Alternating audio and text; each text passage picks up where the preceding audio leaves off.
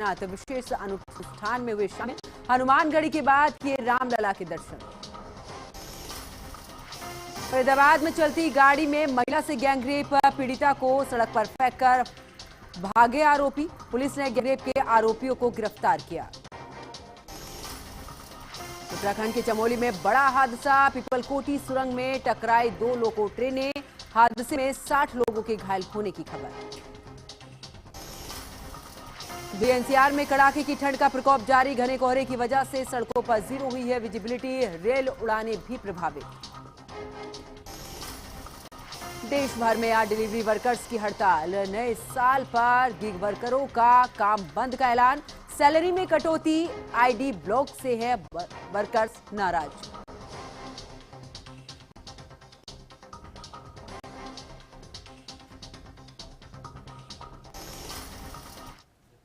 नमस्कार, आप देख रहे हैं एचएनएन न्यूज। मैं हूं आपके साथ पंकज यादव। शुरुआत करते हैं नए साल के स्वागत की तैयारियों के बीच में। अब food delivery, quick commerce sector में एक बड़ा घमासान देखने को मिल रहा है।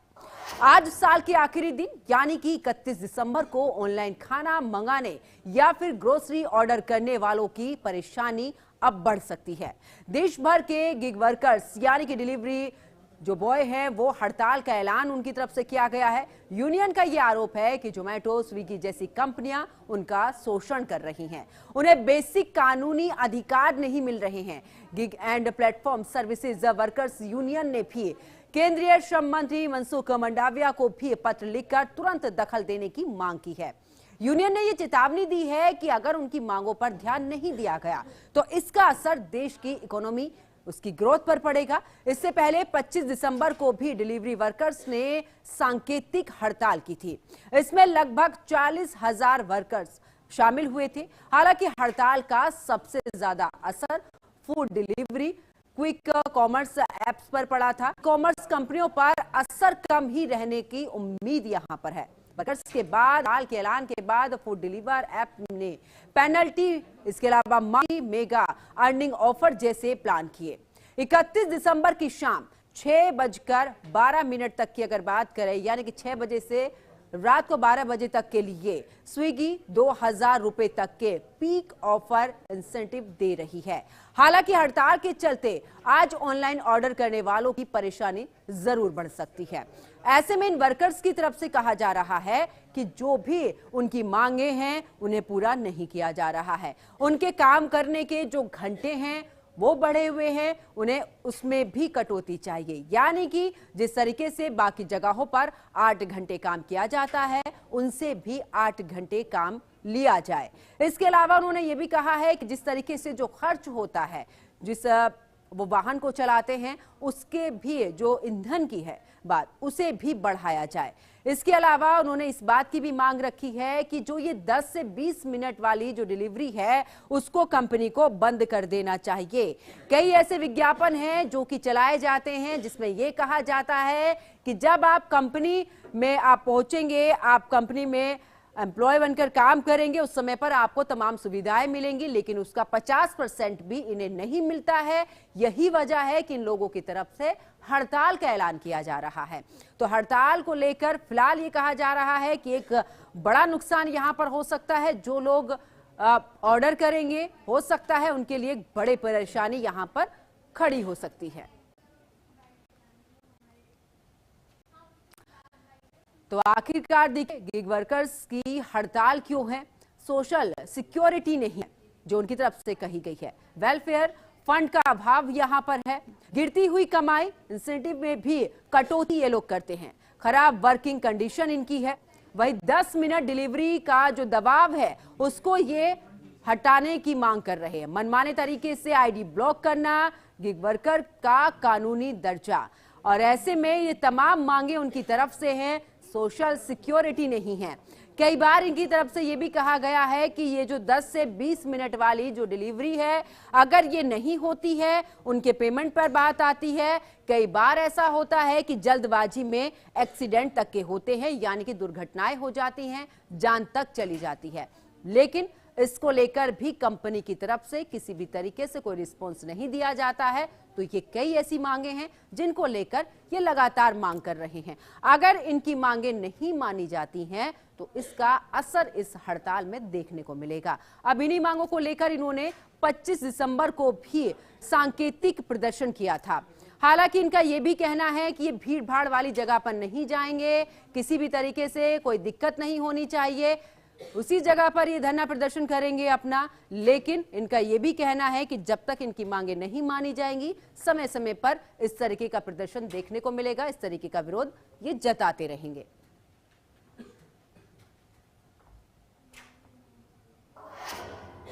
अब आपको सुनवाते हैं कि गिग वर्कर्स ने क्या कुछ कहा है, उनकी क्या दिक्कतें हैं।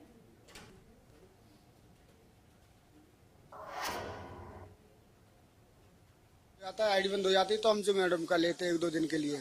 हाँ, नहीं तो परमानेंट स्विच में करते हम काम। इसमें समस्या ये पैसे नहीं देती सही से, 10, 20, 15, 20 घंटे काम कराते तो 1000-1200 रुपए काम होता है उसमें। हाँ, इंसेंटिव भी बहुत कम कर दिया है और बहुत परेशान कर रही है कंपनी। दिन का ऐसे होता है, कभी 700 का हो जाता है, कभी 800 रुपए का हो जाता है। सुबह 9 बजे से लेकर रात को 12-1 बजे तक होता है ये।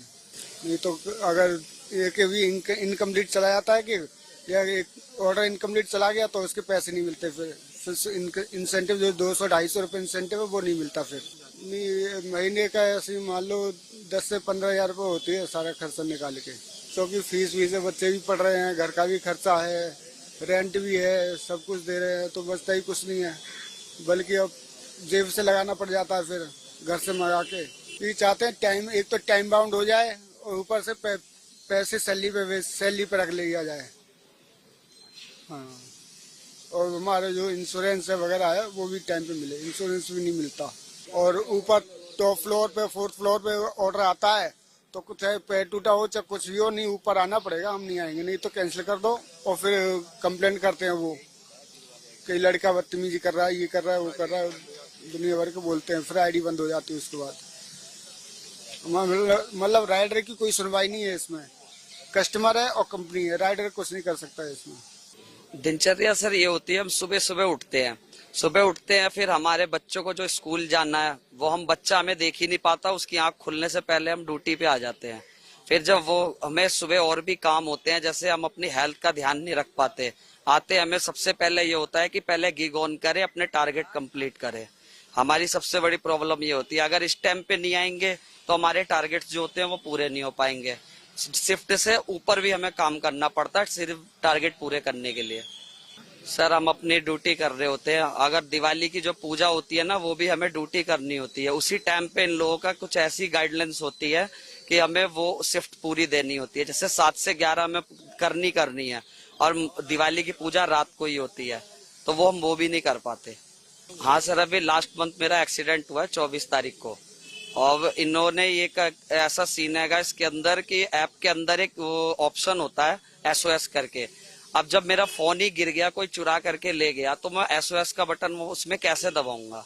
फिर अगर यहाँ पे इनके ऑफिस में जाओ तो ये उसको बोलते हैं कि टिकट डालो, इनके पास और कोई दूसरा जवाब होता ही नहीं है, सिर्फ टिकट डालो तो वो क्या टिकट पे क्या सुनवाई है, कुछ नहीं होता हमारा इसमें। अभी ये 70,000 रुपए की गाड़ी कैसे न कैसे कर्ज लेकर के दोबारा से लिया काम करने के लिए, ठीक। और जो मेरे को जो चोट लगी थी वो उसका तो कुछ है ही नहीं। ये उंगली ये देखिए मेरी पूरी फट गई थी, ये पूरी फटी पड़ी उंगली ठीक हुई है। तो इसका भी जो खर्चा हुआ, जो इतने दिन में घर में बैठा हुआ था, वो भी कुछ नहीं मिला। काम में कदर सर कुछ भी नहीं है। जैसे 48 डिग्री सेल्सियस की जब गर्मी पड़ रही होती है, उसके बाद भी कस्टमर हमें कहता है 4थे फ्लोर पे आ जाओ।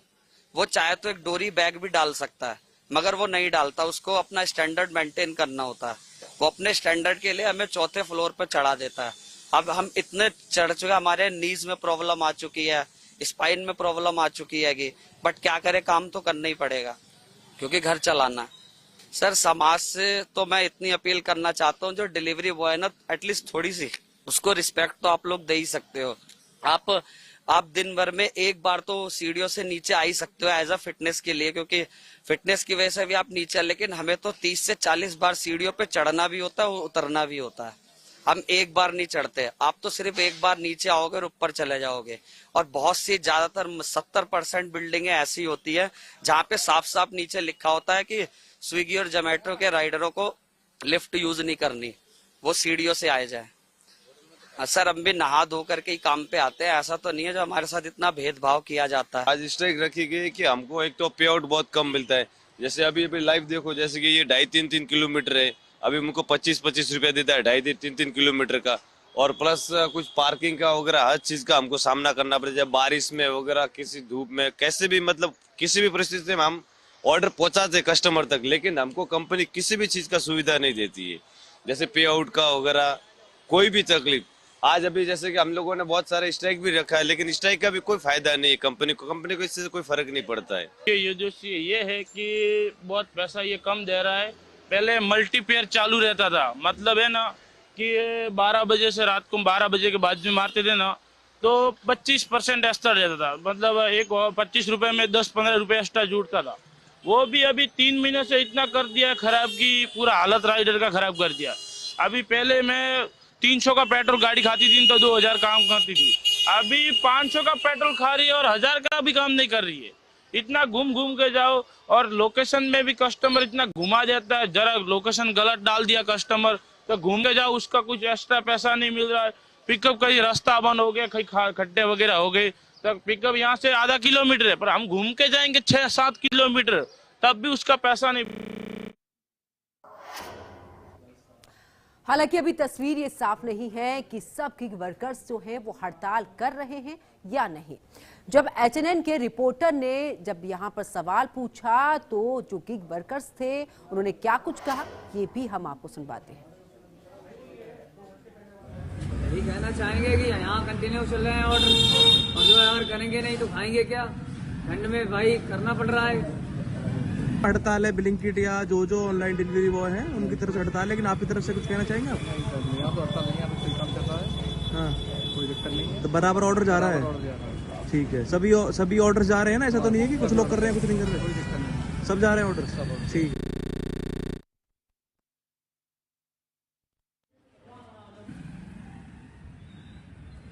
जानकारी मिली थी उसमें ये कहा गया था कि शाम 6 बजे से लेकर रात 12 बजे तक ये हड़ताल रहेगी, यानी कि पूरे तरीके से डिलीवरी जो होनी थी उस पर रोक रहेगी।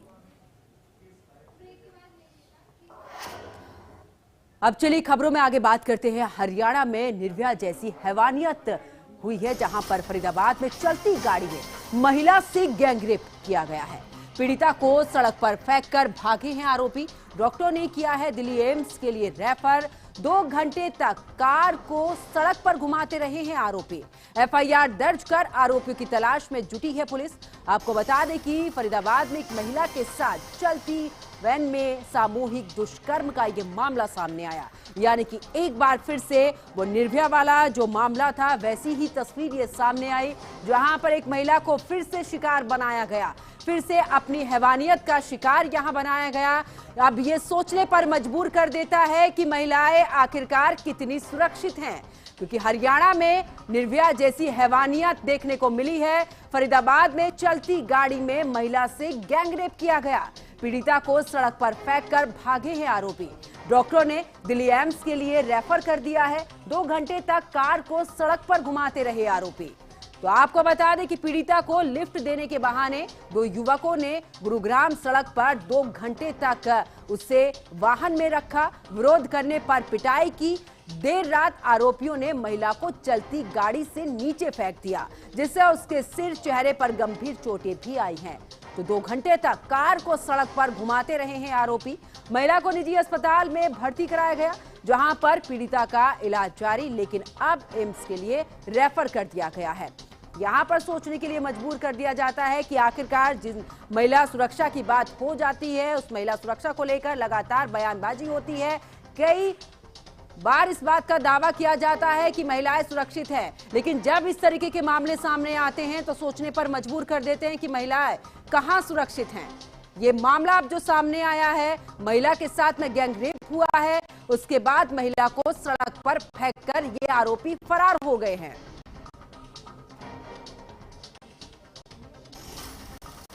अब आगे बात करते हैं, जहां पर फरीदाबाद में गैंगरेप के आरोपी फिलहाल गिरफ्तार हो चुके हैं। फरीदाबाद के रहने वाले हैं दोनों आरोपी। चलती कार में महिला से किया गया था गैंगरेप। पीड़िता को सड़क पर फेंककर ये भागे आरोपी, लेकिन पुलिस ने यहां पर तत्परता दिखाते हुए कार्रवाई करते हुए यहां पर दोनों आरोपियों को गिरफ्तार कर लिया है। लिफ्ट देने के बहाने महिला को गाड़ी में बिठाया था, उसके बाद उसके साथ में गैंगरेप यहां पर किया है। आपको बता दें कि सड़क किनारे चलती गाड़ी से फेंककर ये चले गए थे। चेहरे, शरीर पर कई निशान यहां पर आए हैं। आपको बता दें कि अब आखिरकार फरीदाबाद में गैंगरेप के आरोपी जो है वो गिरफ्तार हो चुके हैं। दोनों फरीदाबाद के रहने वाले हैं। चलती कार में महिला से इन्होंने गैंगरेप किया। पीड़िता को सड़क पर फेंककर ये भागे थे आरोपी। अब पुलिस की ये गिरफ्त में है।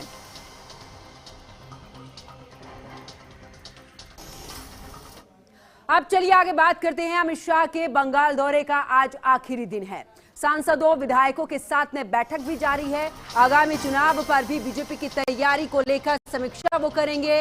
कार्यकर्ताओं को भी अमित शाह करेंगे संबोधित। तो बड़ी खबर जहां पर बता दें कि पश्चिम बंगाल में पूरे तरीके से बीजेपी एक नई रणनीति के साथ नजर आ रही है। वहां पर देखा भी जा रहा है अमित शाह दौरे पर है। आज उनके दौरे का आखिरी दिन है।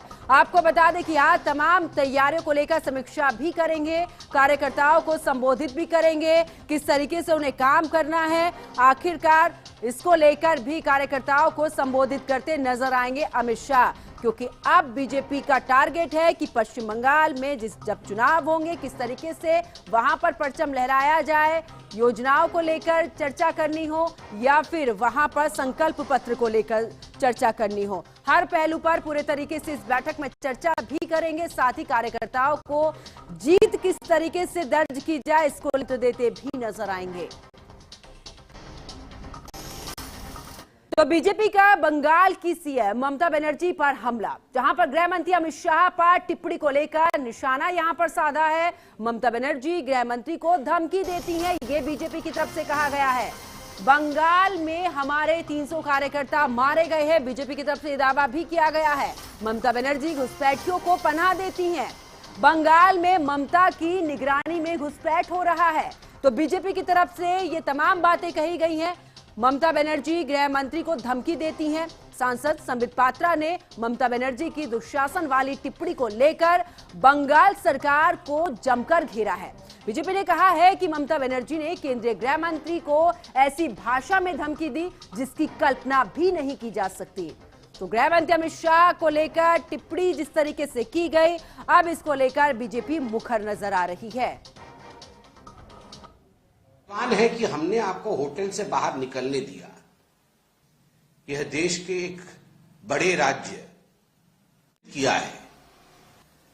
ममता बनर्जी जी का कहना कि आप तो होटल में छुपकर बैठे हैं, ये हम नहीं चाहते तो आप होटल के बाहर एक कदम भी नहीं रख सकते, और आप भाग्यवान हैं कि हमने आपको होटल से बाहर निकलने दिया।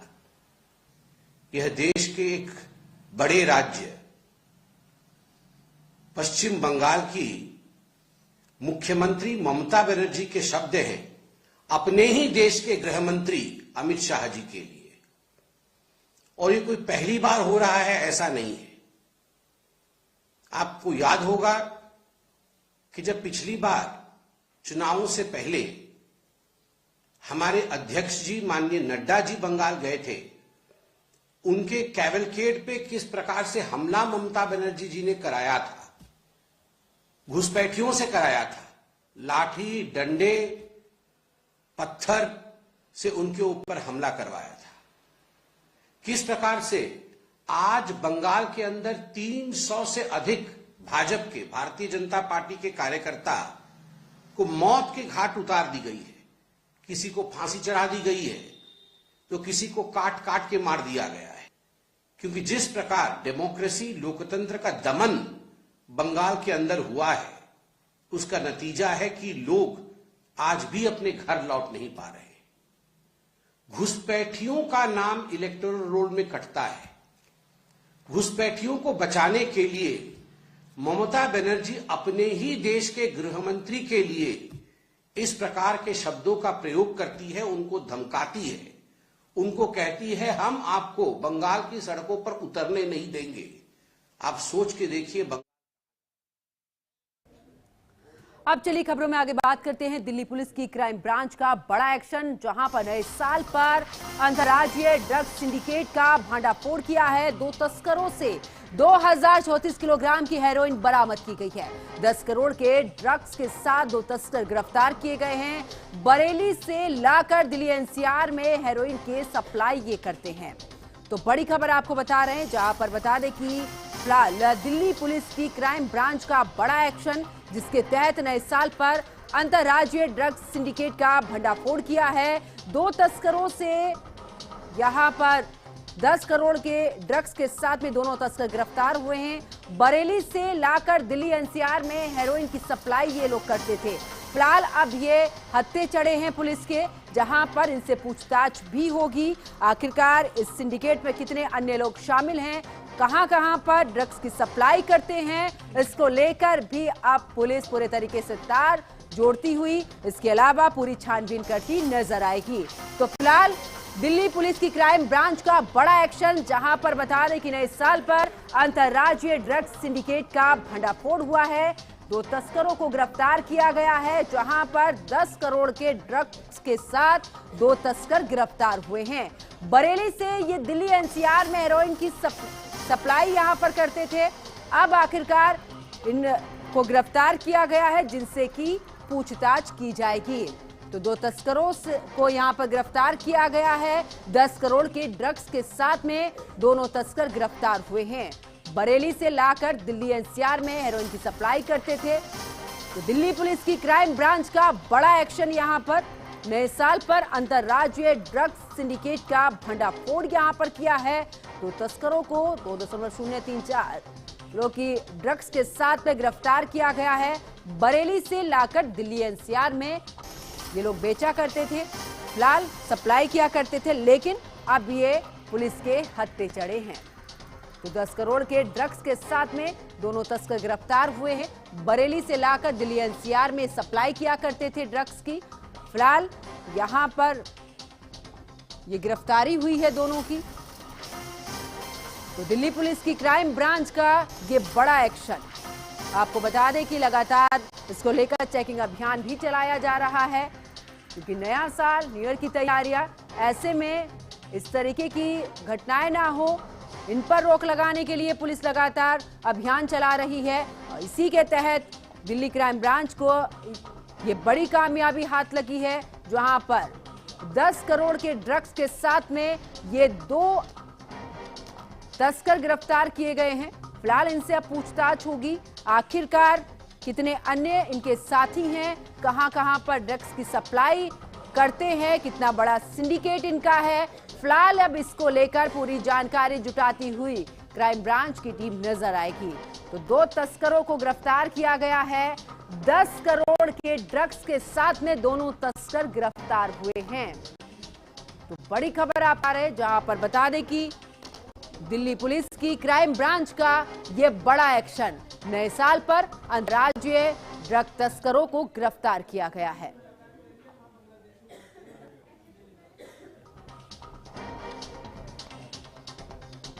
ज्यादा जानकारी के लिए हमारे संवाददाता किरण पाल हमारे साथ में जुड़ चुके हैं। किरण पाल, अगर बात करें तो यहाँ पर क्राइम ब्रांच को बड़ी कामयाबी हाथ, यानी कि 10 करोड़ के ड्रग्स के साथ में 2 तस्कर गिरफ्तार।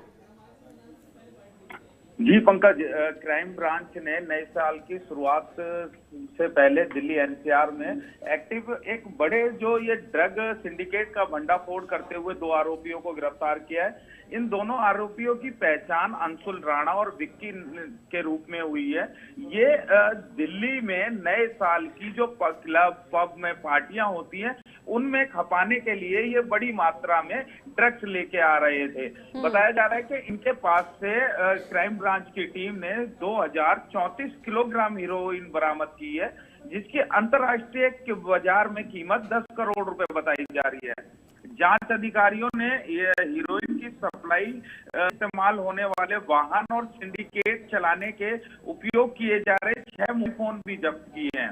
पूछताछ के दौरान अंशुल राणा ने खुलासा किया है कि वह दिल्ली एनसीआर में हीरोइन सप्लाई करने वाले एक संगठित गिरोह का हिस्सा है और उसमें ड्रग्स विक्की नाम के एक शख्स से खरीदी थी, जो कि बरेली का रहने वाला है। क्राइम ब्रांच ने अंशुल को पकड़ने के बाद उत्तर प्रदेश के बरेली इलाके से जो विक्की है उसे भी गिरफ्तार कर लिया और इनसे लगातार पूछताछ चल रही है, जिससे कि इस पूरे सिंडिकेट में और कौन कौन लोग हैं, क्या और किसी दिल्ली के अलग राज्य से भी ड्रग्स लाकर दिल्ली में नए साल के जश्न में जहर घोलने का काम किया जाएगा। बिल्कुल, बहुत बहुत शुक्रिया किरण पाला हमारे साथ जुड़ने के लिए, तमाम जानकारी साझा करने के लिए। तो इस बुलेटिन में फिलहाल इतना ही। आप देखते रहिए HNN न्यूज। नमस्कार।